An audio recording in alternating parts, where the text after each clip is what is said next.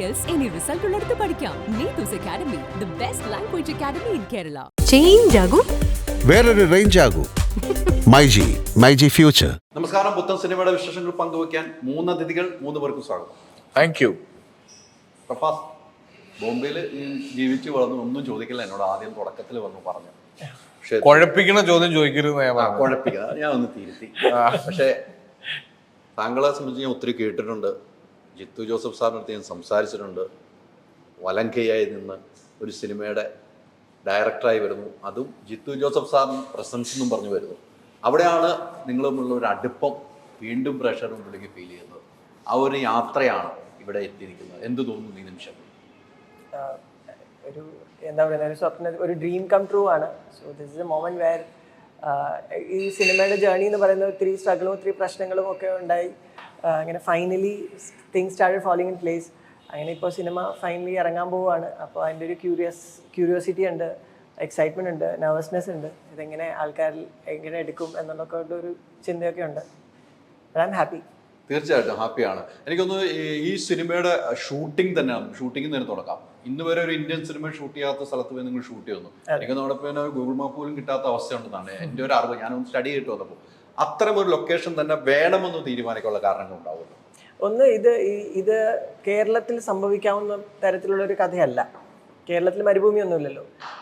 ഇത് ഒരു ഇമാജിനറി വേൾഡിൽ നടക്കുന്ന സാങ്കല്പികമായിട്ടുള്ള ചില കഥാപാത്രങ്ങളുടെ കഥയാണ്. അപ്പോൾ ആ വിഷ്വലും ഇതിനു മുമ്പ് നമ്മൾ മലയാള സിനിമയിൽ കണ്ടിട്ടുള്ളത് പോലെ ആകരുത് എന്നുള്ളൊരു ആഗ്രഹം ഉണ്ടായിരുന്നു. അപ്പോൾ നമ്മൾ മൊറോക്കോ ആയിരുന്നു ആദ്യം ഫിക്സ് ചെയ്തിരുന്നത്. മൊറോക്കോ റാമിൻ്റെ ഷൂട്ടിന് വേണ്ടി ഞാനും ജീതു സാറും ട്രാവൽ ചെയ്ത് റേക്ക് ചെയ്യുന്ന സമയത്ത് കണ്ടുപിടിച്ചൊരു ലൊക്കേഷനായിരുന്നു. അത് വർക്കൗട്ട് ആയില്ല. അതിനുശേഷം റാമിൻ്റെ ലൊക്കേഷൻ നോക്കി തന്നെ ട്യൂണീഷ്യയിൽ എത്തുമ്പോഴാണ് ഒരു സ്ഥലം കാണുകയും നമുക്കത് ഇഷ്ടപ്പെടുകയും ചെയ്യുന്നത്. പിന്നെ പ്രൊഡ്യൂസറിനെ ട്യൂണീഷ്യ കൺവിൻസ് ചെയ്യില്ലായിരുന്നു നെക്സ്റ്റ് ഹേർഡിൽ. പക്ഷേ he was also very sensible person. പുള്ളി മനസ്സിലായി. അങ്ങനെ ആണ് ട്യൂണീഷ്യയിലോട്ട് എത്തുന്നത്. തീർച്ചയായിട്ടും ആസിഫ് അലി, ആദ്യമായിട്ടൊരു ബിഗ് സല്യൂട്ട് തലവന്റെ വിജയത്തിന്. Thank you. താങ്കളുടെ അഭിനയത്തിന് നിങ്ങളുടെ ഇന്നൊരു സല്യൂട്ട് കിട്ടുകയെന്ന് പറഞ്ഞാൽ വലിയ കാര്യമാണ്. അല്ല, മികവുറ്റ, നമുക്ക് അറിയില്ല ആ സിനിമയെ കുറിച്ച് പറയാൻ പോലും. അത്രമാത്രം പ്രേക്ഷകർ ഇഷ്ടപ്പെട്ട സിനിമ. അവിടെ നിന്ന് നേരെ ലെവൽ ക്രോസിലേക്ക് വരികയാണ് നമ്മൾ. വളരെ സന്തോഷമുള്ള മുഹൂർത്തം. എനിക്ക് പേഴ്സണലി സന്തോഷം. ഞങ്ങളുടെ നാട്ടുകാരൻ വീണ്ടും നല്ല നല്ല സിനിമകൾ ചെയ്തു വരുമ്പോൾ അതിനുള്ള സന്തോഷമുണ്ട്. ഇതിലേക്ക് എത്തിക്കഴിയുമ്പോൾ എനിക്കൊന്ന് ലുക്ക് തന്നെ ആസിഫ് അലി ഇതുവരെ ചെയ്ത ലുക്ക് തന്നെയാണ് എനിക്ക് കാണുന്നത്. ഇങ്ങനെ പല്ലൊക്കെ മുറുക്കി കറുപ്പിച്ച് അത്തരം ലുക്കിലേക്കാണ്. ലെവൽ ക്രോസ് എന്താണ് പറഞ്ഞു വെക്കുന്നത്? ഇതില് അർഫാസ് പറഞ്ഞ പോലെ ഒരു പുതിയ വിഷ്വൽ ലാംഗ്വേജ് ഉള്ള ഒരു സിനിമയായിരിക്കണം എന്നുണ്ട്. എന്നാൽ മലയാളികൾക്ക്, എല്ലാ തരത്തിലുള്ള മലയാളി പ്രേക്ഷകർക്കും കാണാൻ പറ്റുന്ന ഒരു മലയാള സിനിമയായിരിക്കണം. പക്ഷെ അതൊരു ഇന്റർനാഷണൽ സിനിമ പോലെ ഫീൽ ചെയ്യുന്ന ഒരു സിനിമയായിരിക്കണം. അപ്പൊ അങ്ങനെയൊക്കെയാണ് ഈ സിനിമയെ നമ്മൾ കൺസീവ് ചെയ്തത്. ഇപ്പൊ എൻ്റെ അടുത്ത് അർഫാസ് ഇത് കഥ പറയുമ്പോൾ മുതൽ എനിക്കൊരു ഭയങ്കര ക്യൂരിയോസിറ്റി ഉണ്ടായിരുന്നു ഈ സിനിമ എങ്ങനെ ഷേപ്പ് ചെയ്ത് വരും എന്നുള്ളത്.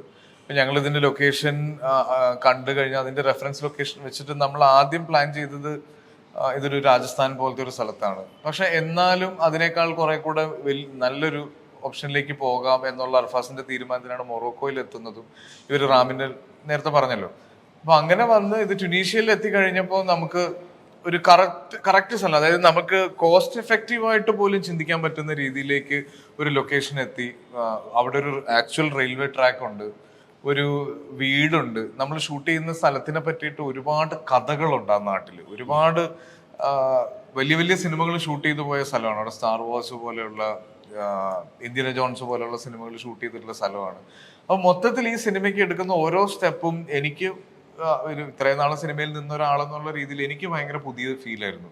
ഇതിന്റെ കഥ കേട്ടപ്പോൾ മുതലുള്ള എക്സൈറ്റ്മെന്റ് എനിക്കുണ്ടായിരുന്നു. പക്ഷെ ഇത് നമ്മൾ കേട്ട കഥ ഇതിന്റെ വിഷ്വലിലേക്ക് വരുന്ന ഒരു സമയത്ത് അതിനേക്കാൾ ഗംഭീരമായി മാറിക്കൊണ്ടിരിക്കുകയായിരുന്നു. കാര്യം നമ്മൾ വെറുതെ ഒരു സ്കൈ ഫ്രെയിമിൽ വരുമ്പോൾ തന്നെ അതിന് വേറൊരു കളറും, കണ്ണെത്താ ദൂരത്തോളം മരുഭൂമി കിടക്കുന്നു എന്നൊക്കെ പറയുന്നത് ഒരു ഭയങ്കര പുതിയ എക്സ്പീരിയൻസ് ആയിരുന്നു എനിക്ക്. അപ്പൊ അങ്ങനെ അർഫാസിനെ കൂമൻ ചെയ്യുമ്പോൾ എനിക്ക് അറിയാം ഒരു ഷോട്ട് പെർഫെക്റ്റ് ആവാൻ, അല്ലെങ്കിൽ ഒരു സിനിമയുടെ പെർഫെക്ഷന് വേണ്ടിയിട്ട് ഏതറ്റം വരെ പോകാനും തയ്യാറായിട്ടുള്ള ഒരു ഹാർഡ് വർക്കറാണ് അർഫാസ്. അതിനകത്ത് ഇപ്പൊ കരഞ്ഞ് കാല് പിടിച്ചിട്ടാണെങ്കിലും അർഫാസ് ആ ഷോട്ട് എടുപ്പിക്കും.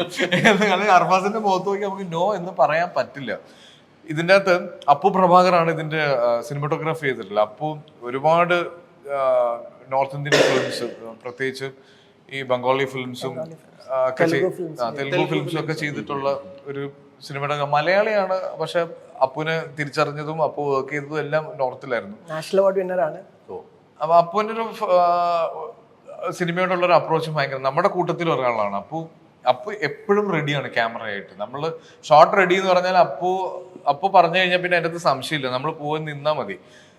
അപ്പൊ ഞങ്ങൾ ഇത് ഷൂട്ട് ചെയ്തുകൊണ്ടിരിക്കുമ്പോഴത്തേക്ക് ഒരു വലിയ മണൽക്കാറ്റ് വരുവാണ്. അതായത് നമ്മൾ ദുബായിലാണ് നമ്മളിത് കണ്ടിട്ടുള്ളത്, അതിനേക്കാൾ ഭീകരമാണ്. ദുബായിൽ ബിൽഡിങ്സ് ഉണ്ട്, ആളുകളും ഒക്കെ ഉണ്ട്. ഇത് ഒന്നും ഇല്ലാത്തൊരു സ്ഥലത്തിന്റെ നമ്മൾ നോക്കി നിൽക്കുമ്പോൾ ദൂരെ കളർ ഇങ്ങനെ മാറി ആദ്യം ഒരു ചെറിയ മഞ്ഞ കളർ വരും, പിന്നെ അത് ഓറഞ്ച് ആവും, പിന്നെ അതങ്ങോട്ട് ഒരു ഇരുണ്ടിങ്ങനെ വന്നിട്ട് ഇത് മണൽക്കാറ്റ് ഇങ്ങ് വരികയാണ്. അപ്പൊ ഞങ്ങളൊരു 35 പേരുടെ ക്രൂ ഉണ്ട്. ഇവരെല്ലാവരും ഓടി നമ്മളൊരു ഷെൽട്ടറിലേക്ക് കയറുമ്പോൾ അർഫാസ് ഇങ്ങനെ നോക്കി നഖം ഇങ്ങനെ കടിച്ചോണ്ട് നിന്നിട്ട് അതിന്റെ ഇടയിൽ കൂടെ രഘു നടന്നു വന്ന നല്ല രസമായിരിക്കും അല്ലേ എന്ന് പറയുമ്പോ അപ്പൊ ക്യാമറ എടുത്ത് തോളത്ത് വെച്ചു. അപ്പൊ തോളത്ത് ക്യാമറ വെച്ചു. അതായത് അവിടെ ആൾക്കാർ ചെയ്യുന്നതെന്ന് പറഞ്ഞാൽ ഈ സീസൺ ആവുമ്പോ ഇവരുടെ ഒരു തുണി ഈജിപ്ഷ്യൻ സിനിമകൾ കണ്ടിട്ടില്ലേ, കണ്ണ് മാത്രം വെച്ചിട്ട് ഇവരിങ്ങനെ കെട്ടും, അല്ലെങ്കിൽ നമ്മുടെ സ്കിന്ന് മുറിയും. അതിന്റെ ഇടയിൽ കൂടെ ഞാൻ ഇങ്ങനെ ഒരു ബക്കറ്റുമായിട്ട് നടന്നു തന്നെ ഒരു ഷോട്ട് ഉണ്ട്. ഈ ഷോട്ട് ഞങ്ങൾ ആക്ച്വലി CG ഇല്ലാതെ ഷൂട്ട് ചെയ്തതാണ്. അത് കഴിഞ്ഞിറങ്ങുമ്പോൾ എന്റെ ഇവിടെയൊക്കെ ഫുൾ സ്ക്രാച്ച് വന്നിട്ടുണ്ട്. അപ്പൊ അങ്ങനെ ആ പോയ സ്ഥലം നമുക്ക് ഏറ്റവും നന്നായിട്ട് ഉപയോഗിക്കാൻ പറ്റുന്ന രീതിയിലേക്ക് ഈ സിനിമ ഞങ്ങൾ അവിടെ ഷൂട്ട് ചെയ്തിട്ടുണ്ട്. വളരെ കോൺഫിഡൻസിലാണ് ഞാൻ ഈ സിനിമയെ പറ്റി സംസാരിക്കുന്നത്. അല്ല, തീർച്ചയായിട്ടും ഈ ഇടയ്ക്ക് ആസിഫ് വരുമ്പോഴും ചില സിനിമകളിൽ ഇരിക്കുമ്പോഴും ചില സിനിമയെ കുറിച്ച് പറയുമ്പോഴും നമുക്കറിയാം. ഇന്ന് തന്നെ ഇവിടെ വരുമ്പോൾ ഞാൻ ഷെറഫിനെ കാണുകയാണ്. ഷെറഫും ഒരു വിശ്വാസം സിനിമയിലേക്കാണ് കൂടുതൽ വന്ന് ഞാൻ കണ്ടിരിക്കുന്നത്. തീർച്ചയായിട്ടും അതെ, തിരക്കിൻ്റെ ഇടയ്ക്ക് ഇപ്പോൾ പ്രൊഡ്യൂസറാണ്. പ്രൊഡ്യൂസർ സാർ ഓള് വന്നോണ്ടിരിക്കുകയാണ്. ഓക്കെ അല്ലേ സാർ? ഒരു 10,000. ഇന്ന് വെള്ളിയാഴ്ചയാണ്, നാളെയാണ് പാറ്റ കൊടുക്കേണ്ട ദിവസം. അല്ല ഓർമ്മ, ഞാൻ ഓർമ്മ തുടങ്ങിയുള്ളൂ. ഇന്നലെ തുടങ്ങിയുള്ള കുഴപ്പമില്ല. അപ്പം ഞാൻ ഇപ്പൊ പറഞ്ഞു വന്ന് ഷറഫും ഇങ്ങനെ സിനിമകൾ നോക്കി ഷറഫ് ഇല്ലാന്ന് ഞാൻ ഒരിക്കലും പറയില്ല. ഷറഫിന് ഒരു വിശ്വാസമാണ് ഒരു സിനിമയെ കുറിച്ച്. അങ്ങനെയാണ് ഷറഫ് വരാറുള്ളത്. നമ്മളിപ്പോൾ കുറേ ആയി ഒരു സിനിമ ചെയ്തിട്ട് വന്നിട്ട്. ഷറഫ് ഈ പറഞ്ഞത് ഇപ്പം ആസിഫും അർഫാസൊക്കെ പറഞ്ഞാല് ഒരു നല്ല സിനിമയുടെ ഭാഗമാവുക എന്നുള്ളത്, അതിന് എന്ത് ത്യാഗം സഹിക്കാനും നമ്മൾ തയ്യാറാണ്. അർഫാസ് ഇപ്പൊ നേരത്തെ പറഞ്ഞ അർഫാസ് അതിന്റെ ഇടയിലൂടെ ആ പൊടിക്കാറ്റിലൂടെ വന്നാൽ കൊള്ളാമെന്ന് പറഞ്ഞ ക്യാമറ എടുത്ത് ചാടി കഴിഞ്ഞിരുന്നു. അപ്പൊ നിങ്ങളും അതിന് തയ്യാറാവുകയാണ്. ഈ കഥ കേട്ട് കഴിഞ്ഞപ്പോൾ വളരെ നല്ല ഒരു സിനിമയായിരിക്കും, എനിക്കിത് ചെയ്യാൻ കഴിയും എന്ന് വിശ്വസിക്കണമെങ്കിൽ സ്ക്രിപ്റ്റ് ആയിരിക്കണം, എന്തെങ്കിലും അതിനകത്ത് എലമെന്റ് ഉണ്ടായിരിക്കും. എങ്ങനെയാണ് ഷറഫ് തെരഞ്ഞെടുത്തത്? അല്ല, ഇത് എൻ്റെ അടുത്ത് അർഫാസ് ഇങ്ങനെ ഒരു ഐഡിയ പറഞ്ഞായിരുന്നു. അപ്പോൾ ഞാൻ വേറൊരു സിനിമയുമായിട്ട് ബന്ധപ്പെട്ട് ഇവിടെ ഇല്ലായിരുന്നു, പുറത്തായിരുന്നു. അപ്പോൾ ഞാൻ തിരിച്ചു വന്നിട്ട് അത് കേൾക്കാനിരിക്കാന്ന് പറഞ്ഞു. അങ്ങനെയാണ് അത് കേൾക്കാനിരുന്നത്. പക്ഷെ കുറച്ച് അധികം സമയം എടുത്തായിരുന്നു. പക്ഷേ വന്ന് നമ്മളത് ഡീറ്റെയിൽ ആയിട്ട് കേട്ടതിന് ശേഷം എൻ്റെ ഒരു സ്പേസ് എന്താണ്, ഇങ്ങനെ ഒരു സിനിമ ചെയ്യുന്നതിൽ ഞാൻ എന്തായിരിക്കും ചെയ്യാനുള്ളതെന്ന് നമ്മൾ ആദ്യം തന്നെ ഇത് ചെയ്യുന്നു. അപ്പോൾ ഇതിൽ ഒരു പ്രത്യേകത എനിക്ക് തോന്നിയെന്ന് വെച്ച് കഴിഞ്ഞാൽ വേറെ ആരുമില്ല, ആ സീനിൽ അമ്പലുണ്ട്, ഞാനുണ്ടെന്ന് പറയുന്ന ആ സീനിലായിരുന്നു. ഞങ്ങൾ തന്നെയാണ് ട്രസ്റ്റ്. അപ്പോൾ നമ്മൾ തന്നെ തീരുമാനിച്ചു എന്നുള്ള അവസ്ഥയിലാണ് ഞാൻ. ഇവരൊക്കെ ഉണ്ട്, വേറെ സ്പേസിൽ ഷൂട്ട് ചെയ്യുന്നു, പിടിക്കാം, ഇൻട്രസ്റ്റിംഗ് ആയിട്ടുള്ള കഥാപാത്രമുണ്ട്. അപ്പം അങ്ങനെ കുറച്ച് എനിക്കൊരു ചെറിയൊരു രസമുള്ള ഒരു വർക്കുണ്ട് എന്നുള്ളത് എനിക്കും തോന്നി. ഒരു ശരിക്കും 3 പേരാണ് നമ്മൾ ഈ ഫ്രെയിമിൽ കാണുന്ന പോലെ 3 പേരാണ്. അമലാപ്പോൾ എനിക്ക് തോന്നുന്നു ഇതിന്റെ പ്രൊമോഷൻ കൊണ്ട് പ്രസ് മീറ്റിലൊക്കെ വരുന്ന നിറവയറോടുകൂടി വരുന്ന അമലാപ്പോൾ നമ്മൾ കണ്ടിരുന്നു. ഇനിയും ഇറങ്ങുമെന്ന് അമലാപ്പോൾ പറഞ്ഞേക്ക് ഡെലിവറി കഴിഞ്ഞ് ഇനിയും ഞാൻ ഇതിന്റെ പ്രൊമോഷൻ വരുന്നുണ്ട്. അപ്പൊ ഈ സിനിമയോടുള്ള വിശ്വാസത പ്രേക്ഷകർക്ക് കൂടുതൽ വർദ്ധിക്കുന്നുണ്ട്. ആ വിശ്വാസത്തിനൊത്ത ഒരു സിനിമ തന്നെ നമുക്ക് പറയാൻ കഴിയുമല്ലോ അല്ലെ? അതെ അതെ അതെ. ആദ്യം നമുക്കൊരു വിശ്വാസം ഉണ്ടാകുമ്പോഴാണല്ലോ നമ്മൾ പ്രേക്ഷകർ. കാര്യം ഞങ്ങള് സിനിമ ഇപ്പം നോർമലി ഞാൻ പറയാം, നമ്മള് തന്നെ നമ്മൾ ഈ 4 പേര് ഈ റൂമിലിരുന്ന് എത്ര നേരം നമുക്ക് സംസാരിക്കാൻ പറ്റും? ഒരു മാക്സിമം ഒരു ഫുൾ ഡേ നമ്മളിരുന്ന് വർത്താനം പറഞ്ഞ് കഴിയുമ്പോൾ തന്നെ നമ്മൾ തമ്മിൽ അടിച്ചു പിരിയും. പക്ഷെ ഈ ഫുൾ സിനിമ ഞങ്ങൾ ഷൂട്ട് ചെയ്തിരിക്കുന്നത് ഒരു വീടിന്റെ അകത്ത് ഒരു ഒറ്റ ലൊക്കേഷനിൽ ഈ 3 പേര് നിന്നിട്ടാണ് ഈ ഫുൾ സ്ക്രിപ്റ്റ് ചെയ്തിരിക്കുന്നത്. ഞങ്ങൾക്ക് ഒരു തരി പോലും ഇതിൻ്റെ അകത്ത് ബോറടിച്ചില്ല എന്നുള്ളതായിരുന്നു ഇതിന്റെ ആദ്യത്തെ ക്യാച്ച്. കാര്യം ഇത് ഓരോ സീൻ കഴിയുമ്പോഴും ഈ സിനിമയ്ക്ക് ഒരു ഗ്രോത്ത് ഉണ്ട്. ഇത് അടുത്ത സ്ഥലത്തേക്ക് ഇതിന്റെ സ്ക്രിപ്റ്റ് പോകുന്നുണ്ട്. അപ്പൊ അങ്ങനെ ആ ഒരു ഇൻട്രസ്റ്റിംഗ് ആയിട്ടുള്ള ഒരു സ്ക്രീൻ പ്ലേ ഇതിലേക്ക് വന്നിട്ടുണ്ട്. പിന്നെ ഒരു നല്ല ടീമുണ്ട് ഇതിനകത്ത്, വളരെ വൈബ്രന്റ് ആയിട്ടുള്ള ഒരു യങ് ടീം ഈ സിനിമയുടെ പുറകിലുണ്ട്. അല്ല, ഈ സിനിമ തന്നെ ഡിസ്ട്രിബ്യൂഷൻ ദുൽഖറാണ്. ഈ സിനിമയുടെ എത്രമാത്രം വിജയമാണ് നമ്മൾ ഊഹിക്കാന്ന്. സിനിമ യൂത്ത് ഐക്കണാണ് ഇതിന്റെ ഡിസ്ട്രിബ്യൂഷൻ ചെയ്തതെന്ന് വരെ പറയാം.